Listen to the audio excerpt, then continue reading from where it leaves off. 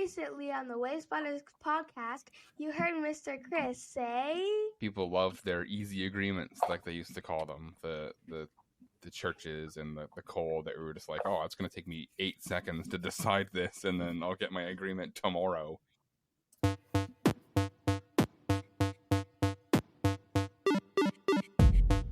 Hello, agents, trainers, pilots, keepers, hunters, eighth wallers, and our beloved explorers and wayfinders.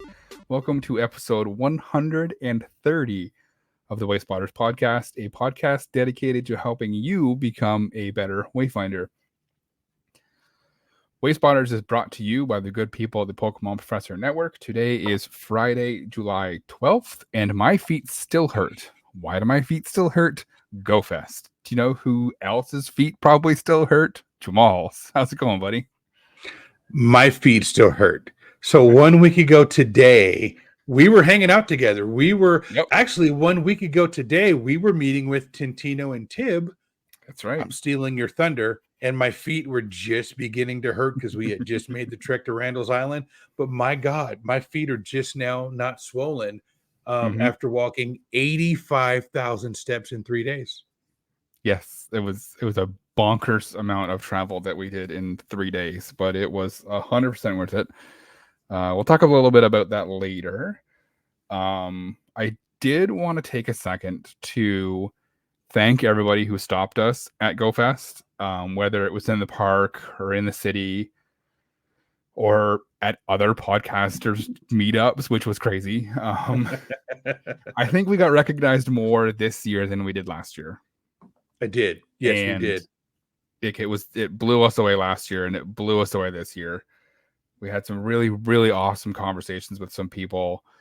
It was a lot of fun. I think I spent more time talking to people than I did actually paying attention to catching Pokemon in the park during our play day. I would agree. There was people that were like, hey, we were hoping we were going to get a chance to meet you and take a picture. And I'm like, take a picture. Sure. Let's go. Let's talk about strategy and things. And, Chris, I have to give you credit, 100% credit, because this time last year, we had just started doing video and YouTube. And so nobody really knew who we were. They knew our voices. But since you've come on and done the video, people have another whole avenue to kind of interact with us. So I got to give you the credit there, sir. Hey, it's a team effort, buddy. It's a team effort. Yeah.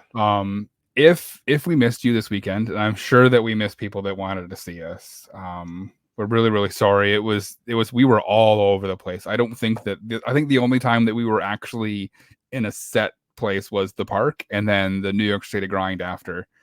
Other than that, we were kind of all over New York City. Yeah, we sure were. Sure crazy. Were. Next year, and I haven't run this past Jamal, so I put it in the notes. Next year, I want to do our own meetup, like a planned hour and a half long. We're going to be here. If you want to meet us, come here at this time. So I love it. I love it. Yeah. 12 months to figure that out. Can it involve food or drink or something like that? Yeah. We'll meet up I don't know. We'll figure something out. Right. Okay. You'll figure it out. We'll program that kind of behind the scenes. Yeah. Yes. One last thing. I do want to give a really special shout out to Sarah Lynn and Sushi Slayer. We met up with them, and at the Notable Trainer tent, actually, we walked up and to say hi to Ken and Adam at the Notable Trainer tent, and they were like, there were two people just here. They were listeners. They had buttons, and I was like, what are you talking about? And then I think maybe 15 minutes later, we ran into them. Mm-hmm. They had buttons and we're going to share this on our socials if we haven't already. I think we might have already. They had buttons of Jamal's and mine's slogans, and they were amazing. They were fantastic. They were so the highlight cool. of my entire weekend was those buttons. It was fantastic.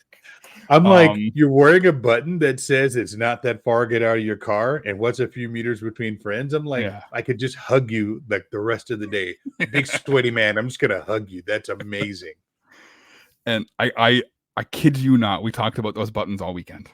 Oh yeah. People got sick and tired of hearing about it. They were like, oh, you've got two new best friends. I called my wife and told her, and she was not grasping the concept. So I took a picture of it and I sent it to her, and she was like, somebody did that?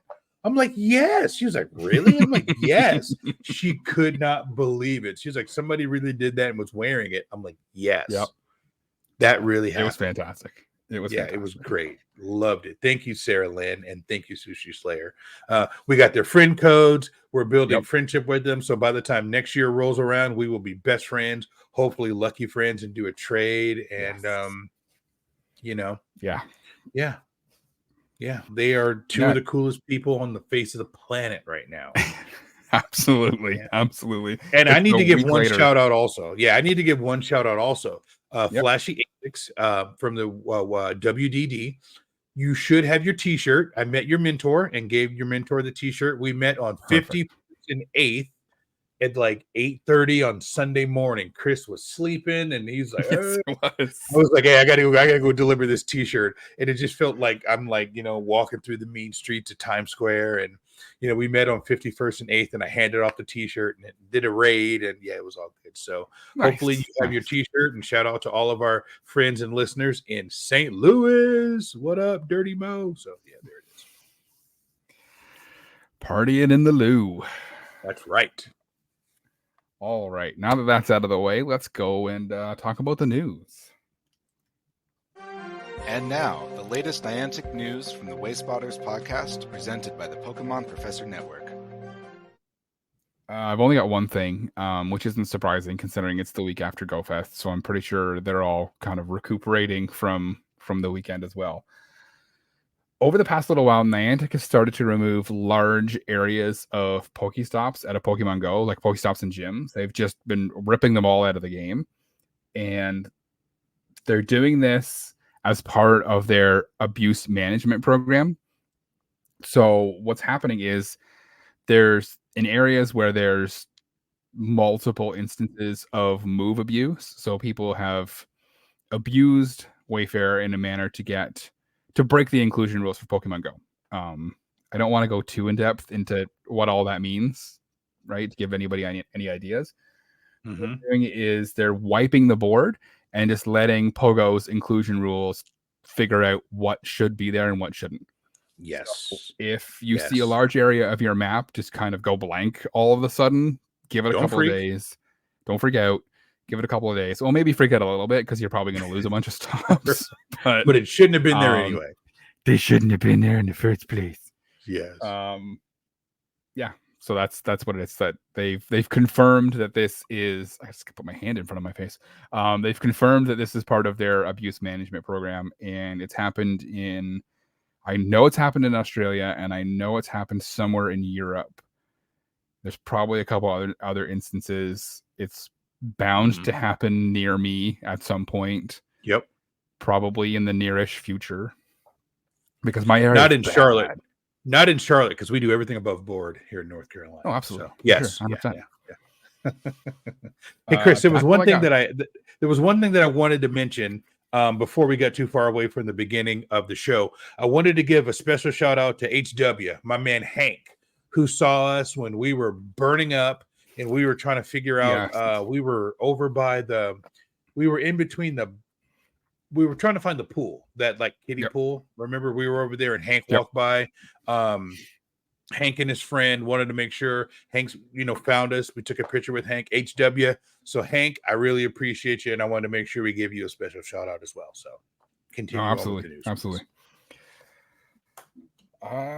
That's all I got for the news. So let's jump into topic number 1. Hey, this is Sarah Amanda. Get ready for topic number 1. All right. So the theme of today's show is New York City and what happened in New York City. So we sat down with a couple members of the Wayfarer team, Tib and Tintino. They were gracious enough to kind of schedule a meeting with us and give us some time to throw some ideas at them, ask them a couple of questions. It was very informal. It wasn't necessarily like an interview per se. It was a really, really good conversation that the 4 of us had. Sarah Amanda hung out for a little bit while we were having that conversation. So, and she chipped in a little bit, which was cool. And Sarah Amanda had to run back to the tent a couple of times because it kept getting busy. So, ever to the ambassador, Sarah Amanda. That's right. What we got a list of questions from our community in our Discord, and we didn't ask them every single one. There's a couple that I've realized while making these show notes that we missed, but I will DM Tib and ask him the 2 that we missed. And hopefully I can get an answer pretty soon. But we combined a few of the questions into one, and there's some stuff that we discussed as a group that Jamal and I have decided to kind of keep under our hats for now.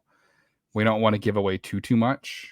You'll understand when we get to those questions. And if you have any further questions about the answers to the questions, hit us up on Discord, and we will do our best to answer them as best we can. But to tell you the truth, if we're not giving you a straight answer now, we probably won't give you a straight answer in Discord. And there's a very specific reason behind that. So yes.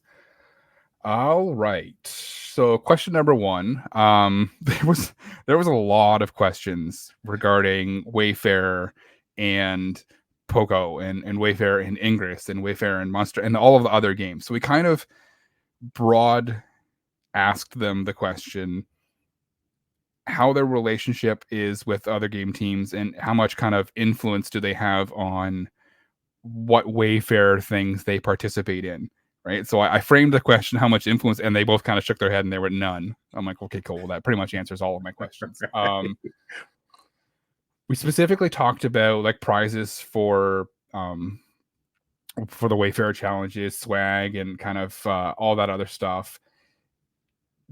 The long and the short of it basically was they work with the game teams as best they can, but so often the game teams have competing priorities, let's say, when it comes to kind of the things that they're doing in their games and the resources that they have to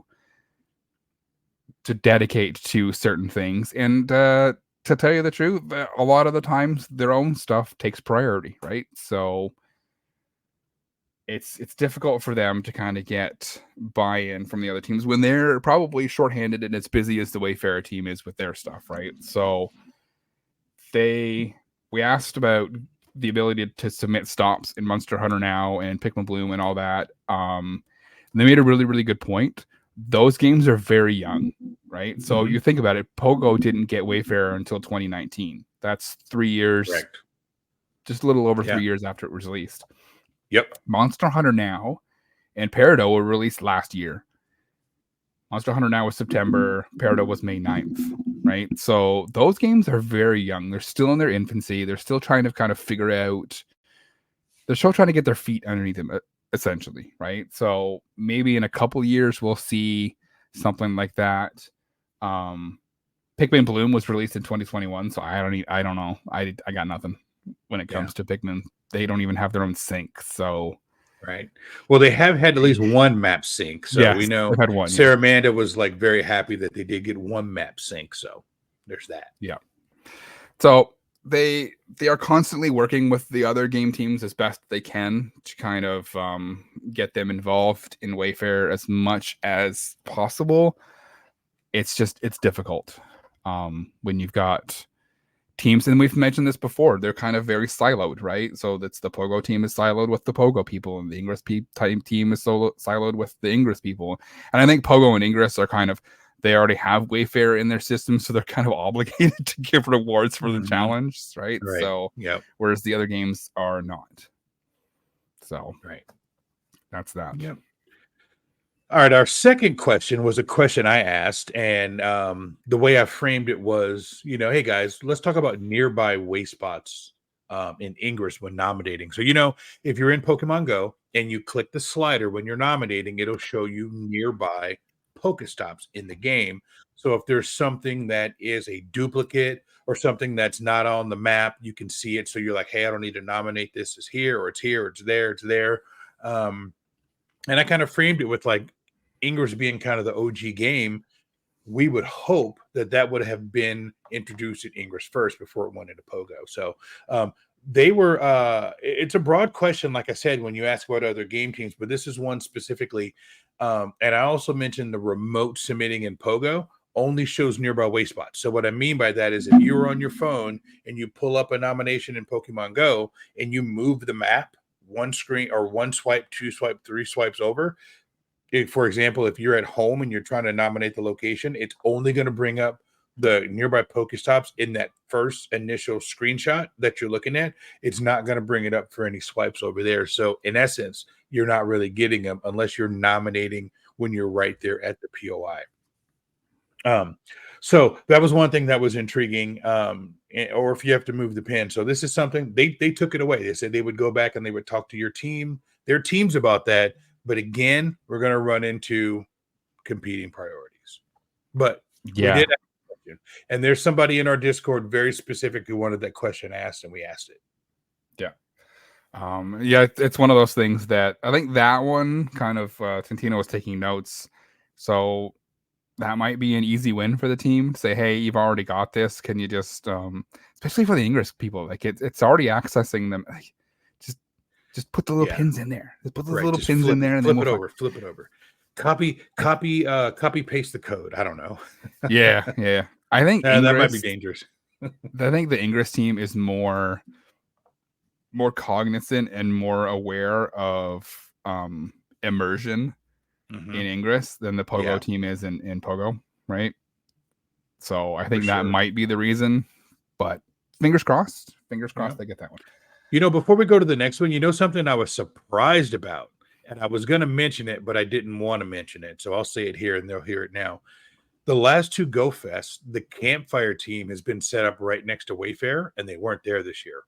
And I wonder, is it because it was like loose lip sync ships last year where the Campfire team was saying everything that they weren't supposed to say? I'm like, did they go, okay, Campfire, you can't spill the beans if you're not holding the pot. So they didn't let them come. But I thought that was kind of funny that that's a Southern saying. You can't spill the beans if you're not holding the pot. So I had never heard that until now, and I love it. Yeah. Feel free to use it. Yeah, I think you're right. The next question was also a very specific question asked by somebody in our Discord, a system for replacing Wayspots rather than removing and resubmitting. They were very intrigued by this idea, and I think we talked about this more than we talked about pretty much anything else while we were there. There's a lot, so they kind of filled us in on a couple of things, and there's a lot that happens in the background, and it's something that I didn't think about until they kind of mentioned it. That would need to be worked through in order to make this happen, like how it would work in voting. And we kind of discussed how I brought up how I thought it would look, right? Where you would have you would go through the nomination, that's the replacement, right? And you would vote on it like normal. And then at the very, very bottom, instead of submit, it would have by the way, now that you've gone and said that this should be a Wayspot, they wanted to replace this.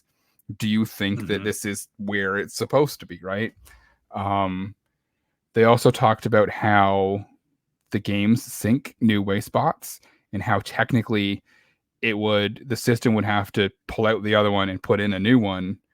And then now that new one that they put in is technically the newest one in the cell. They didn't say cells, right? They're very, very careful about, very careful. Yes. And then now the inclusion rules for the games might pull something else instead of that one. So yes, you replaced it on the Lightship map, but now you're not accomplishing the thing that you wanted to accomplish by just removing and replacing, right? So the thing that you thought you were doing, you're not doing. Actually, you might even be doing more harm but that's one of those things that we would never know that because we don't know the inner workings of how their system works, but it's good to know. Yeah. And they said that there's no real way to easily just repurpose that POI in their database from something old to something new. So it's one of those things that they were kind of, like I said, they were intrigued by. They're going to take it away and see what the engineering team has to say pretty much. But we threw it out there. That idea is now in their head. So hopefully, and they took notes on it. So we know they're thinking about it. Yeah. So Chris, that's one of those questions that the ambassadors would probably never ask Niantic because the ambassadors know the answer.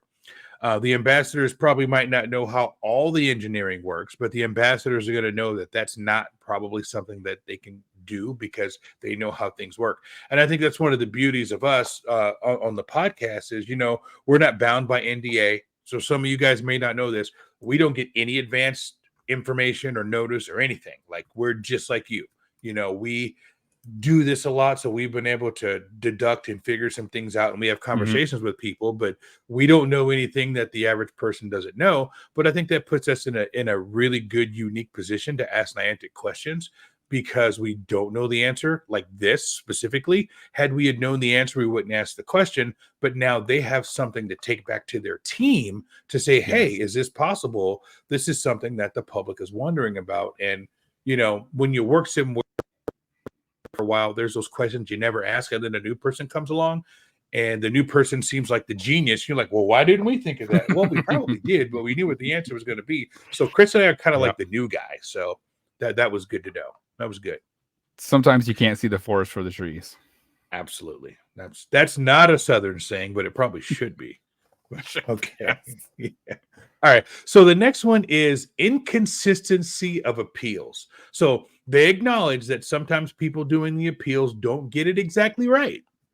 And they say that they are working on it, and they are providing those people in question robust training. So one thing that I want to say right now, I want to dispel any rumor.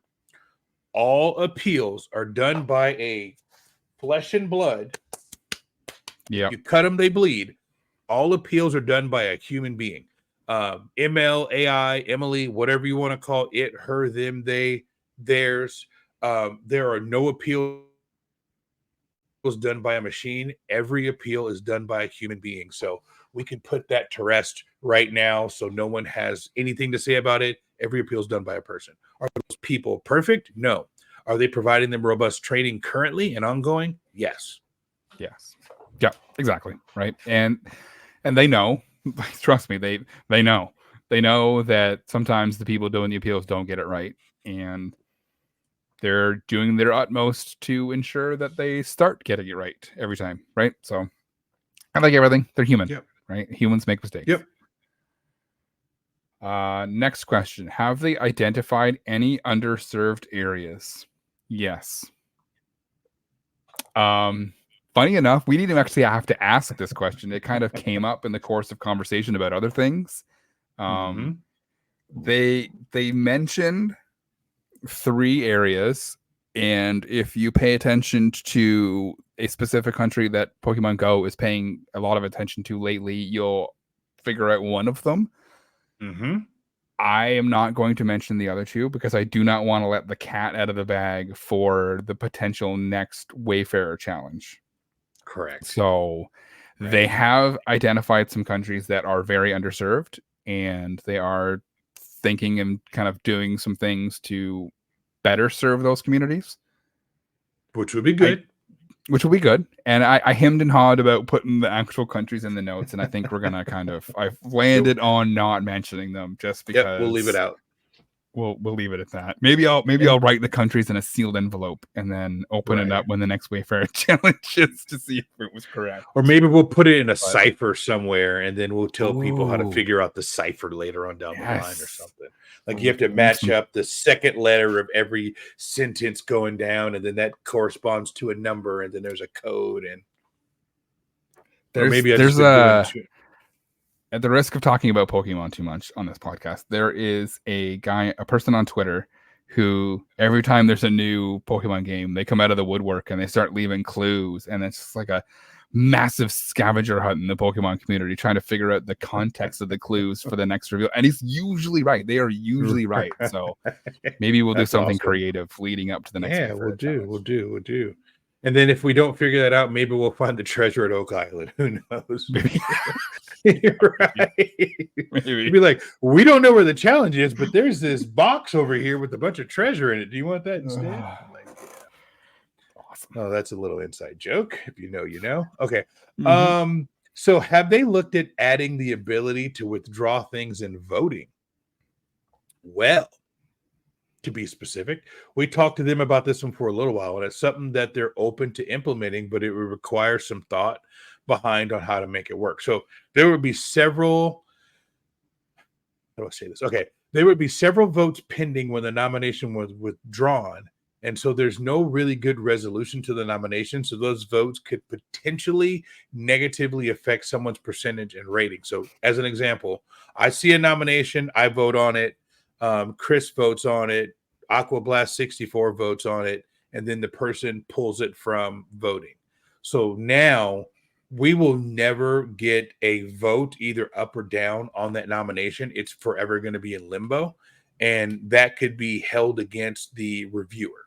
Not necessarily in a bad way, but sometimes neutral is almost worse than bad, if that makes sense. So if you think about, if you do a long review session and you review 100 nominations and 60 of those get pulled out, well, now the best you can do is 40, and you know that you're never going to get 100%. So that 40 now goes down to 27 or something along those lines. So it's a really good thought. It's a good idea, but that could really negatively impact some wayfinders through no fault of their own, just because they saw something as it came out and they voted on it and then somebody pulled it. So this conversation was actually a bit amusing because we had, right before I asked this question, we had, I think it was the director of the community for non-Pogo events. So it was the individual in charge of the area where the Wayfarer tent was, and usually where the campfire tent is, right?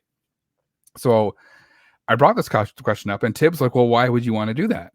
And I was like, well, so I gave my two examples that prompted this in the first place way back when. I was like, I nominated two things, right? And then they were in queue.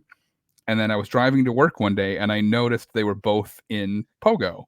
So when I went to go home, I wanted to withdraw them, but they had already gone into voting. Right. So the guy's just like, well, if you're driving, how did you notice? I'm like, hold on, whoa now. That's what I'm talking about. That's not the point of this conversation. He was going back to the original TOS, baby. That was amazing. Yep. And I was at a red light. I glanced down, didn't touch my phone. I happened to see blah, blah, blah. Right. So, and they were like, oh, okay, no, that makes sense. And it's like, well, why are you concerned about that? And I was like, well, you had a bunch of people vote on this nomination, right? And potentially you could be mixing. So now people are voting on this nomination, right? And it's a waste of time from my perspective, right? Because yes, I've nominated because I want it to be in the game, but now I'm wasting a bunch of reviewers' time to go and look and discover that it's a duplicate when I already know that. So I don't want to waste their time. Sure, it's an easy agreement, right? But I don't want to waste their time by saying, hey, this shouldn't be like it's already there. It's already gotten approved. So I just want to take mine out and allow those reviewers to review something that needs to be reviewed. And if you've got now, here's another thing, Chris. Here's another thing. So there could be a small percentage of people who voted on that before the other thing came into the game and they didn't vote it as a duplicate. Now it's going to hurt them. So let's say I see it. I'm one of the first people to see it. And then it goes into Ingress, Pokemon, wherever it goes into the next day. So there could have been a buffer of time before it was in the game. Yep. Yeah, absolutely. Right. So they were like, oh, no, that's good points. Good points. So it's one of those things, again, they're taking it away. They'll talk to the engineering team and they got to put some thought behind what they want to do with the votes that happened on the nomination before it was withdrawn. Right. And I suggested maybe you say, oh, I'm withdrawing this because I've noticed it's in the game now. And then you were to say, hey, anybody that voted to approve it, give them an agreement because it's there. So it's clearly was going to get approved. So just give them their agreement. Or anybody who voted that's a duplicate because it's a duplicate, give them their agreement. And then anybody else who voted to reject it, sorry about your luck, you just don't get an agreement because you wouldn't have gotten one anyway. Right? So it's none of these things that we've passed on to them. We expect quick resolution on. We know that the Wayfarer team is very, very busy. But hopefully this kind of puts the bug in their ear over the next 12 months. So fingers crossed that this one happens too, because it would be great. Yep. Next. Well, this is a good one. With Emily taking a lot of the easy agreements, will they look at upgrade earning rates or possibly awarding appeals versus upgrades? So we asked this question and both of them kind of shook their head and they're like, oh, we knew this was coming. Yep. They were ready for really good conversation. Yeah, they were ready for this one. We had a really good conversation about the agreement economy, and it's something that the team is keenly aware of. They are very, very aware that it needs an adjustment, but for anybody hoping that's coming soon, we'll get to it in a second. The reason that it's not coming soon, they want to make sure that everything that they're doing with Emily is fleshed out, and they get to a point where they feel that Emily is doing everything that they want it to do, and then they want to see everything they want to see the dust settle per se, right? We're using a lot of cliches on this episode. I know we are, yeah. Because they don't want to make adjustments to the what they call the agreement economy. They want to make adjustments now just to make adjustments later, right? Right. And if they make adjustments now and then they change some things with Emily and Emily starts doing more stuff or less stuff or new stuff or different stuff, now you're going to completely throw it out of whack even more, right? Exactly. Can I make another analogy? Yep. Measure twice, cut once. Cut once. Yes. Ooh, I worked in a wood shop for like years. Yeah. That was so I almost got that tattooed on my arm. Yeah. Measure twice, cut once. Cut once, exactly. So they are going to spend some time looking at the true impact before they make any long-term decisions. Emily is not quite ready yet. So, which leads us into our next question. Speaking of Emily, how satisfied is the Wayfarer team with Emily so far? So I just want to say this, and I'm going to leave this here for a couple of people who don't like Emily. When we had our conversation with them, it was Emily. There was no ML, AI. It was Emily. They referred to the bot as Emily. So it's kind of like, what was that old thing? If that's what his mama's called him, that's what I'm going to call him too. Anyways, I'm going to refer to it as Emily because everybody on the Wayfarer team that we talked to said Emily. There it is. So they are happy with Emily, but they have the understanding that there's still work to do. I think, 30 shows ago, Chris did a show where he talked about Emily and used the analogy, since that's the theme of the show, of being kind of a toddler, and you kind of teach a toddler, and then the toddler grows up to be a kid, and then the kid grows up to be a teenager, and the teenager grows up to be an adult. And it's like you have to have repetition in order for that toddler to learn. So they understand that there's work to do, but I think Chris nailed it way back then when we really didn't know anything, that it was going to take hundreds and thousands and tens of thousands of reviews to refine Emily with what they're doing. So they're satisfied with the work that Emily's doing. There's some really cool things going on behind the scenes where Emily's concerned that we really can't share. It's like the first time the team has ever told us something and said, you can't say something. Now, we're not under NDA, but we can't. We just can't. Like, you know me, I'm the loudmouth. I want to, but they told us we just can't say anything. So we're just going to leave that there. Yep. Yeah. They got some really cool stuff planned. I think Emily Emily used to be the toddler. I think Emily is now grade school. Grade 5, grade 6, in that area. They've added some stuff to Emily, and I think that it's definitely trending in the right direction. And I cannot wait. I cannot wait for this to be fully grown adult Emily out there wayfaring. Yes. It's gonna be awesome. It's gonna be. And I told, awesome. And they got some other stuff planned that's really, really cool too. Oh yeah, I'm trying to stray away from that so I don't accidentally say something.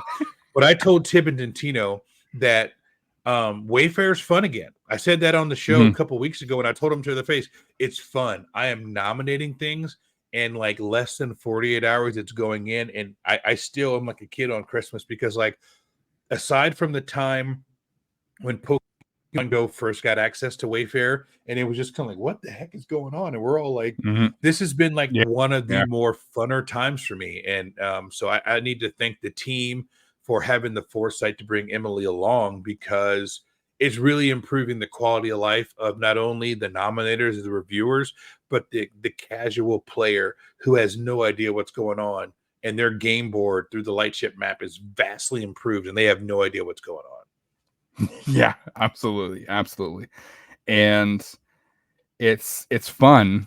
Emily, and we'll talk about this in Wayspot of the Week, but we had a bit of a Wayspot competition between you, me, and Saramanda, and Emily helped me to victory.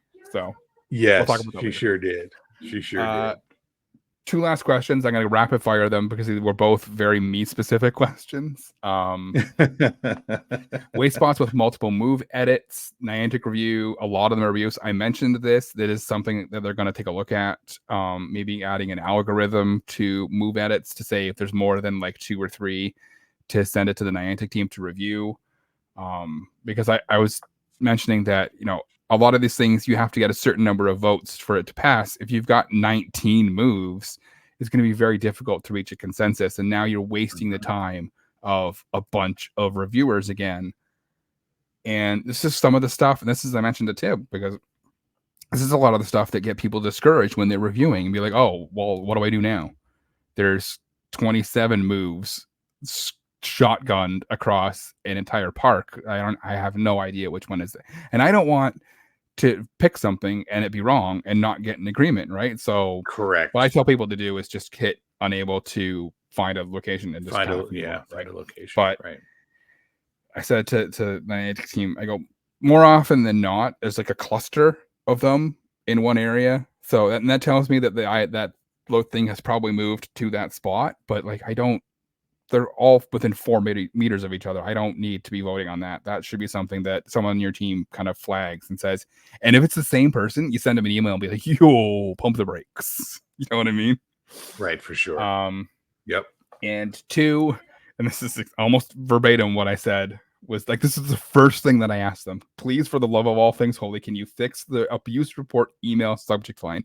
And they both kind of tilted their head and like, what are you talking about? So I pulled up my Gmail and I was like, I have 27 abuse reports in that one email chain, and I cannot distinguish between any of them because they all have the same number at the front. And they were like, oh, okay, yeah, that's probably an easy fix. We'll take a look at that one, right? So if you report things as prolifically as I do, you know what I'm talking about. And fingers crossed that one gets fixed pretty quickly because it was frustrating. Tintino actually took a picture of that email string on my phone so he would know. He's like, let me see that. So yeah, that is kind of the Cole's Notes recap of our meeting. It was about an hour. We spent with them a little over an hour, I think it was. It was really yeah. And it was hot. It was hot. And it was a little bit breezy, and they had but like it wasn't breezy in a good way. It was like the breeze was going above us. It was weird. They had like an umbrella, and it kept falling. The wind kept falling it over, and I'm just like, why can't that wind, push? Whatever. Like, come down. Yeah. But I do want to say thank you to Tib and Tintino for taking the time to meet with us. It was amazing seeing you guys again. Mm-hmm. It's kind of like meeting up with family again after a year. We really appreciate kind of the allowing us to sit and throw questions and ideas at you, and we really appreciate you guys being so receptive to everything we had to say. 100%. All right, let's go on to topic number 2 real quick. Won't take long. Hi, it's Little Pound Cake. Don't forget about topic number 2. All right, I wanted to take a second to throw some praise at our community, especially on our Discord. I put out a call on our Discord shortly after GoFest ended. Say, hey, in one of our channels, I think it's Glimmering Hope or Glimmers of Hope, share the stuff that you nominated while you're traveling either to New York City, in New York City, or home from New York City. So stuff that you nominated specifically because you were going to New York for GoFest. I lost count. I wanted to get an actual number. I lost count at 80. Mm-hmm. There are more. It was north of 80 that people nominated. Elf from Space found 47 in New York City. 40. That's bizarre. It's so crazy. That number is kooky dukes. They also did 7 photo submissions, 6 nominations on their way to New York. Like, that's just wow. I'm blown away. I personally did 4 in New York City. 3 of them have actually been approved. I'm still waiting on the other one. I did a couple of one edit on the way to New York City that's already been approved. A couple of photo edits, some description edits, and a title edit. Funny enough, I did a description edit and a title edit on the same Wayspot, and Emily took the description and left the title. So I was like, all right then. Yeah. And one of the nominations that I got through, I'm getting flamed for it because they hate the picture.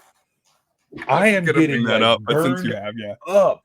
My good, I'm getting flamed. I was like, it was so hot. I was so sweaty. There was people walking by this mural, and I snapped the picture, what I thought was a decent picture, and I nominated there because I didn't want to deal with it. And everybody's like, "Oh, I hate the picture." They're like, "Oh."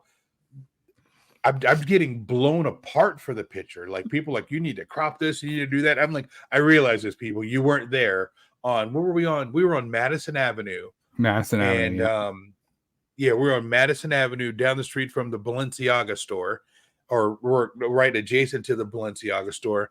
And it was like, even on a Sunday, there's like thousands of people walking down Madison Avenue. The fact that I found a second where there was no cars and no people to snap a picture, it's in the game. Yep. That one got approved quick too. Yeah, it did. So let me pull it up for our YouTube folks here. I had to take a second to find it. It was some more context on this. There you go. If you could pull it up. This was like at the end of the day, right? So it was hot. There was lots of people walking around. It was like later in the afternoon. We had probably walked 20,000, 30,000 steps that day already. Yes. That's a pretty decent photo. For all of those, that's a pretty decent photo, right? Yeah. Could it have been better? And it was probably. It was so hot. I couldn't even see my screen was black. I couldn't even see my screen. So I was just kind of guessing on the picture. Yeah. But hey, it's in the game. You know, something else that I kind of mentioned that we didn't really get an answer to, but if I could edit the picture later from home, then okay, all right, I'll leave that alone. All right. Alrighty. I'm not gonna share pictures of basically anything else because 99% of stuff that was shared in that channel is still in voting, and I do not want to jinx it because I jinxed myself that one time by sharing my thing. I was like, look at this is Wayspot of the week. And then just like, no, it's not. Yeah. Fool. And then it lost on appeal. So you put the double jinx on it. I had double jinx myself on that one. So I'm not going to do that to anybody else. All right. Sounds good.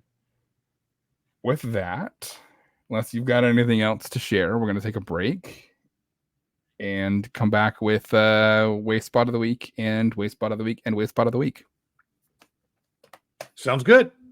We'll see you on the other side. Are you serious? This again? It's season 3.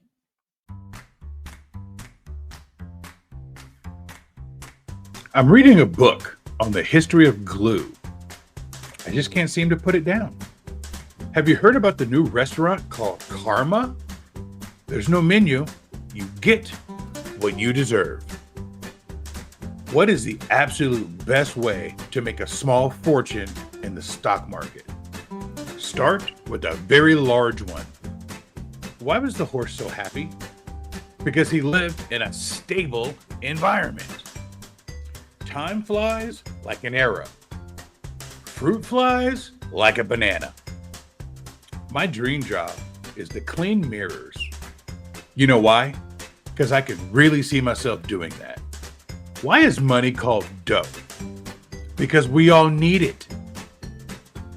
And welcome back. Hope you enjoyed the dad jokes this week. We're going to do something a little different this week. In honor of GoFest and meeting as many people as we did, we're going to do 3 Wayspots of the week and no Coal of the week this week.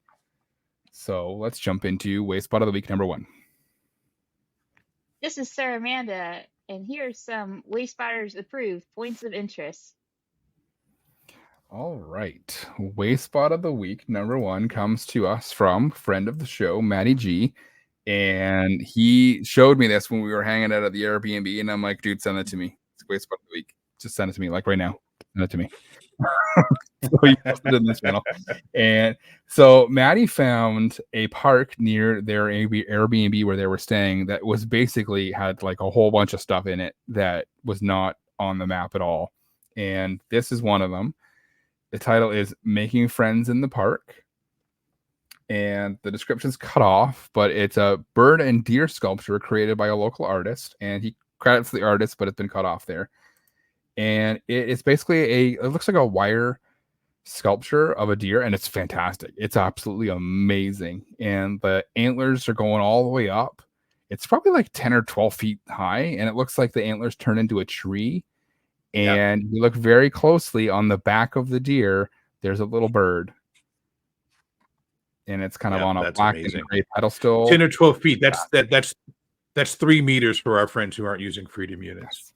Yeah, Freedom units. Yes, absolutely. So this is fantastic. It's amazing. I'm super happy that this got approved while we were still in New York, and Maddie got a couple of gifts from it too. So like it was approved. It's something that I'm shocked. I'm shocked that wasn't in the game. So I can only assume that it must be a newer statue or something, because probably that thing is gorgeous. So that's amazing. I love it. Matty G, he's got a special place in my heart. So anything he does, I'm liable to like it. So there it is. Absolutely. Why don't you take number 2? All right. So let's go with this.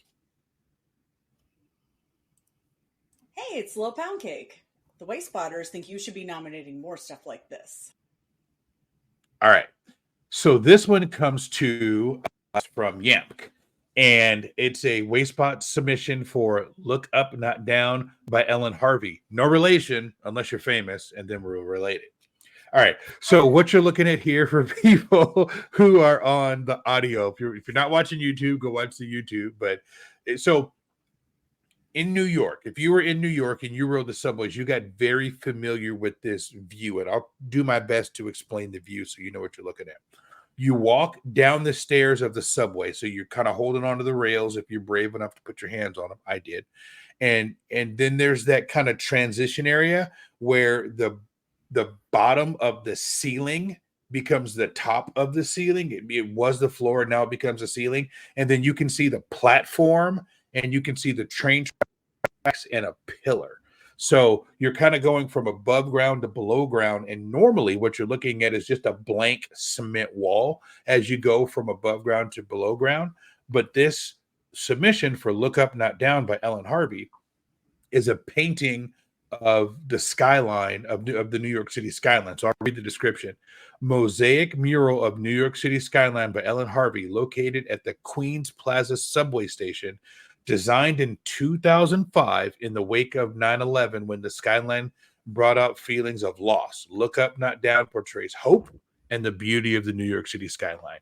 So it meets at a 90-degree angle, and it goes from left to right, and it shows a skyline like if you were looking at a book and you were starting to fold the book together.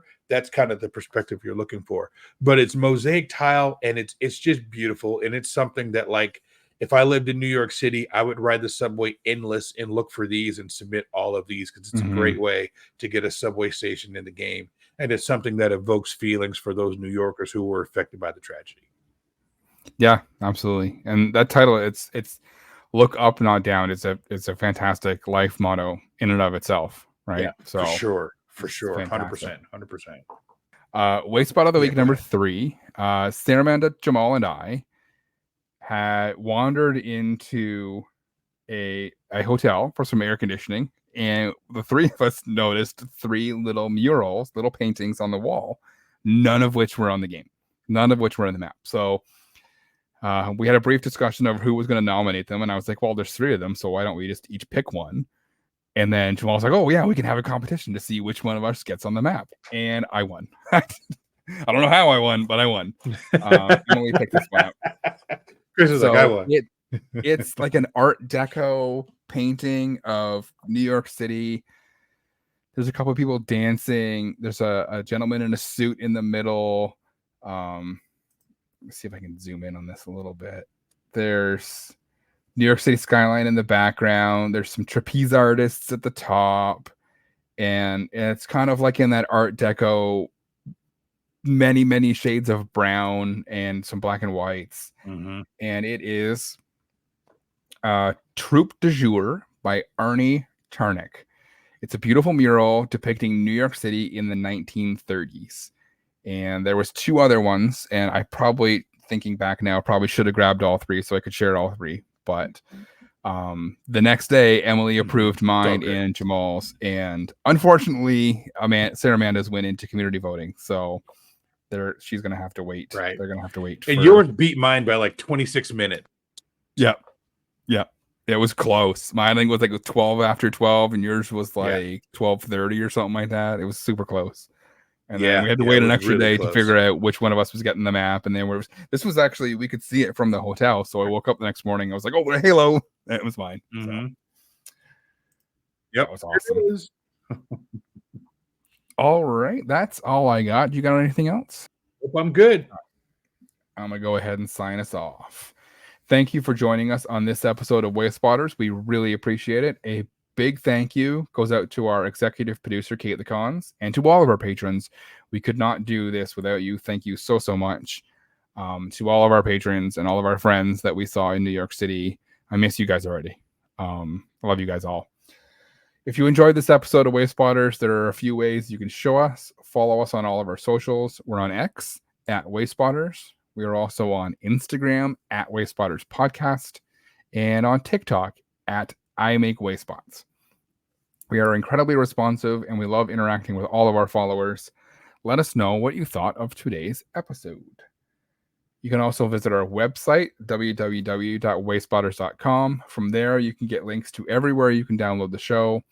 You can also send us a message directly from the website or email us wayspotters@pokemonprofessor.com.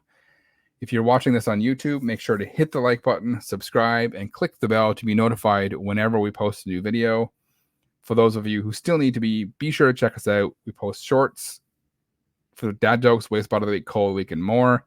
YouTube.com/@Wayspotters Podcast. You can leave us a voicemail on our hotline, 704-426-3710. Or tweet us a voice message. You never know, your voicemail may appear on an upcoming episode of the show. Finally, if you're not a member of the Pokemon Professor Network Patreon, you can join for as little as $1 US a month.